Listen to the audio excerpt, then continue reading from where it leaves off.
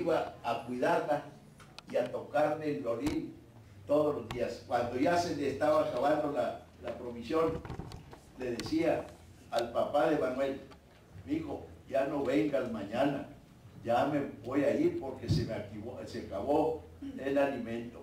El próximo año, dice, si Dios quiere, volveré aquí a seguir tocando. Él no sabe o no me dijo que a lo mejor había un descendiente de él, ni por qué lo tocaba, pero yo me lo imagino, que había un descendiente, iba a cuidar y a cantarle en esa cueva. La que sigue. El material lítico es fabuloso. De toda la zona de los Guachichiles, en La Ventura y sus circundancias, es donde hay la mayor cantidad de sílex, y ahí hacían su arsenal. La biznaga que están viendo se llama chaute. Esta la utilizaban para pegar la flecha al dardo, a la madera. Eso, hágate cuenta que es resistor 5000, es sumamente duro. Y otras veces con las tripas de los animales tiernas, así como hacen los machitos con las tripitas, enredaban la flecha al dardo, al palito, y luego le ponían la savia de esa pequeña biznaga que, repito, se llama chaute. Esa se encuentra en todo el estado de Coahuila también, esa planta. Pero La Ventura fue donde se surtían todos los guachichiles de su arsenal, que es amplísimo. La que sigue. Ahí tienen los desperdicios de lo que sobraba al hacer las flechas. Hay en la región de La Ventura y en la estación Santa Elena cientos de talleres donde se hacían todas las armas líticas de los guachichiles. Ahí se surtían. Seguramente los de otras regiones de este valle, de los mismos guachichiles, en forma de trueque, les llevaban harina, les llevaban otras cosas a cambio de las armas que ahí fabricaban en el ejido de La Ventura. La que sigue. Llegamos a lo más brillante, a lo más espectacular, el arte rupestre de los guachichiles. La que sigue. El ejido La Ventura. Ahí tienen esas pinturas. Lo característico del arte rupestre de los guachichiles son líneas verticales, quebradas, curvas, rectas, pero siempre paralelas.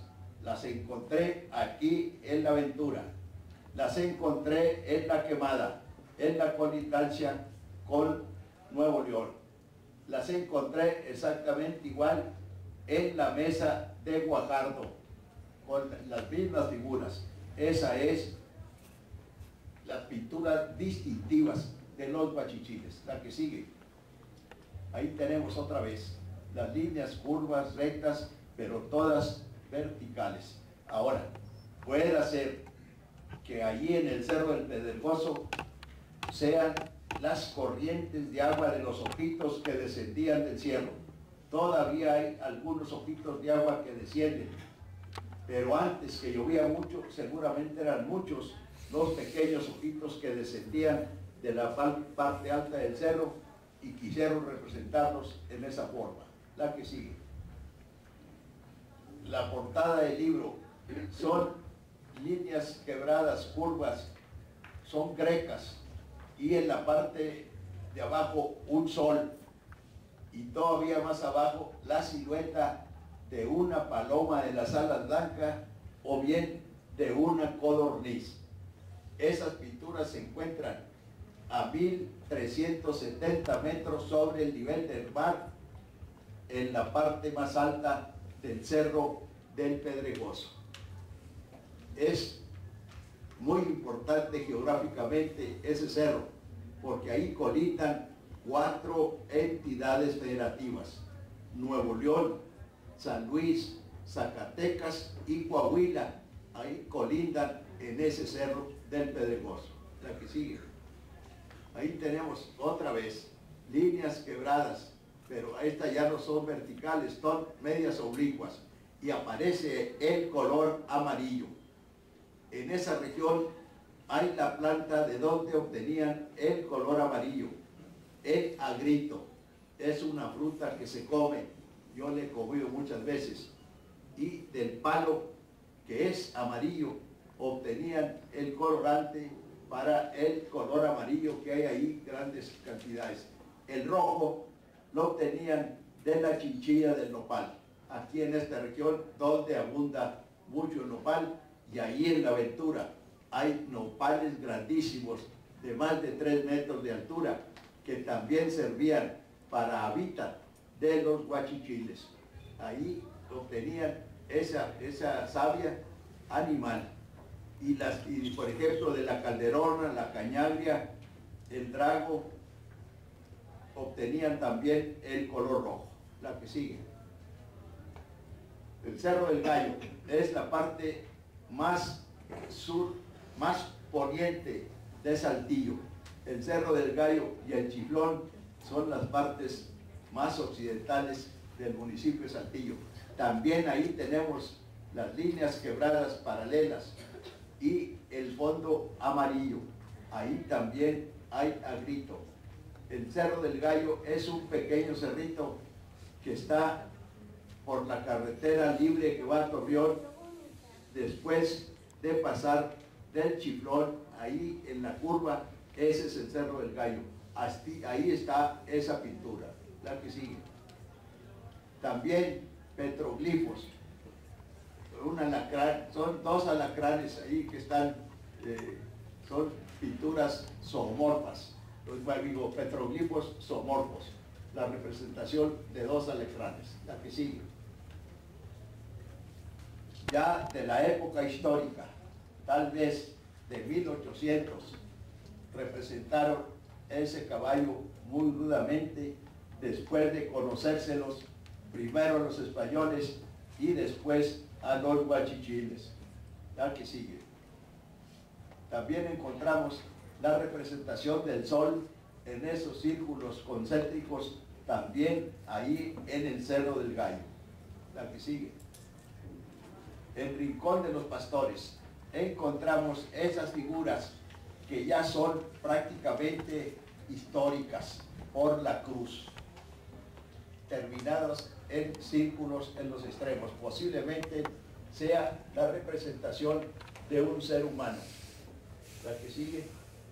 Encontramos redes o mallas con las que pescaban en las lagunas que había antes y en el río del pueblo, que antes era río, ahorita es un arroyo que lleva aguas negras, pero antes pescaban en esos lugares, y es la representación de esas mallas. La que sigue.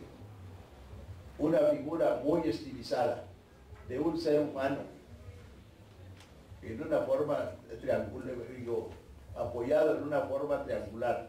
También es de los pobladores de esa región, del ejido de Rincón de los Pastores. Está muy cerca de aquí de Saltillo, por la antigua brecha que va a General Cepeda. Ahí se encuentran esos petroglifos. Ahí no hay pinturas. La que sigue. La Mesa de Guajardo.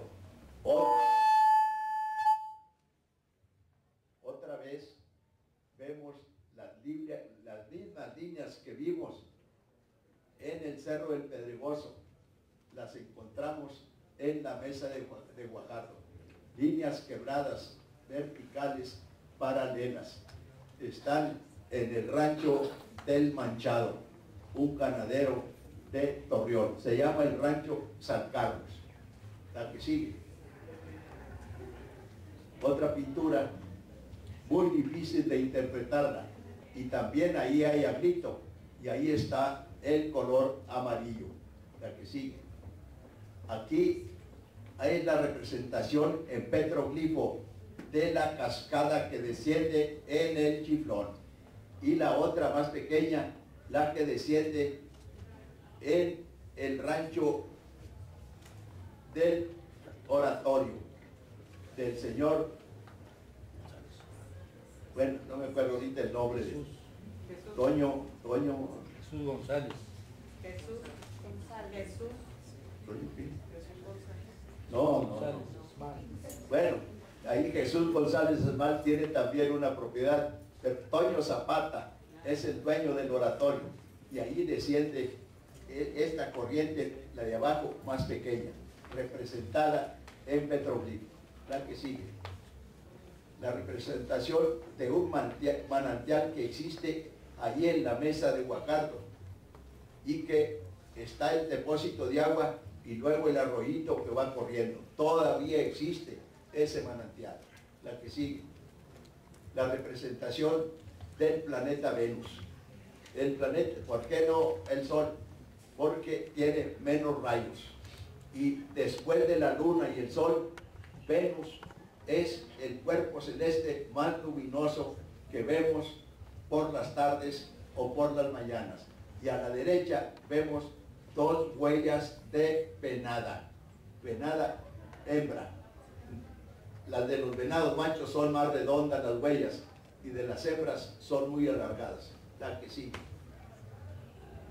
En el ejido del estanque, que está a espaldas de Apasco, encontramos un pez representado y luego una flecha moderna, una flecha histórica. Parece que imitaron una flecha de metal. Ahí se encuentra ese petroglifo. La que sigue. La representación del Sol, muy rúdica, muy ruda, también muy primitiva, también ahí en ese lugar que está frente a Pasco. La que sigue. En el rancho La Mesita o Charco Colorado, es un rancho que vivieron los tlaxcaltecas mucho tiempo ahí. Está atrás del Cerro del Pueblo. Allí encontramos esos cuadros concéntricos, son 1, 2, 3, 4, 5, 6, 8 cuadros concéntricos. Es la representación que no me imagino, no sé qué quisieron representar. Desgraciadamente el petroglifo es muy difícil de poder descifrarlo. La que sigue. También en ese mismo lugar, los círculos que representan pequeños aguajes. La que sigue. Del ejido Palmagorda, la representación de un borrego cimarrón. La otra. Y la representación de un caballo, también histórico, después de que llegan los españoles y los tlaxcaltecas. La que sigue. El ejido La Chancaca. Vemos ahí una fogata o fogón que le servían para cocinar, para calentarse, para ausentar a las fieras, para las señales de humo y también para evitar los incendios. Esos usos tenía la fogata. Chancaca quiere decir dulce oscuro. Ahí cultivaban la caña de azúcar y por eso le pusieron Chancaca al ejido. La que sigue. Y finalmente el Chiflón. Ahí por primera vez encontré un arco iris con los distintos colores que tiene el arco iris. Ellos, como vivían arriba de la mesa, podían observar el horizonte en los 360 grados, y era muy común desde arriba ver los arcoíris en las partes bajas. La que sigue. Otro arcoíris con el color amarillo y el rojo, también de ahí del Chiflón, en ese rancho que ahora es del honrado, Guadiana Tijerina, lo acaba de adquirir. Antes era de Ernesto Pepe. Bueno, pues creo que esa es la última.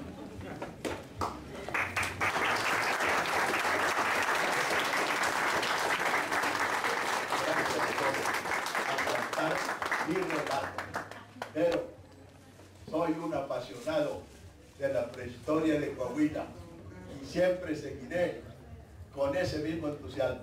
A mis 85 años sigo investigando con el mismo entusiasmo que cuando empecé, y espero que el gran arquitecto del universo me conserve todavía para terminar el estudio del arte rupestre de Coahuila, que estoy seguro que con Rubén me va a apoyar para los 8 municipios de Coahuila que me faltan por investigar. 1.000.000 de gracias. Desgraciadamente va a haber otra conferencia enseguida. Sí. Desgraciadamente, lo que más me gusta no se va a presentar. A mí me gusta que me hagan muchas preguntas, pero desgraciadamente el tiempo se acabó.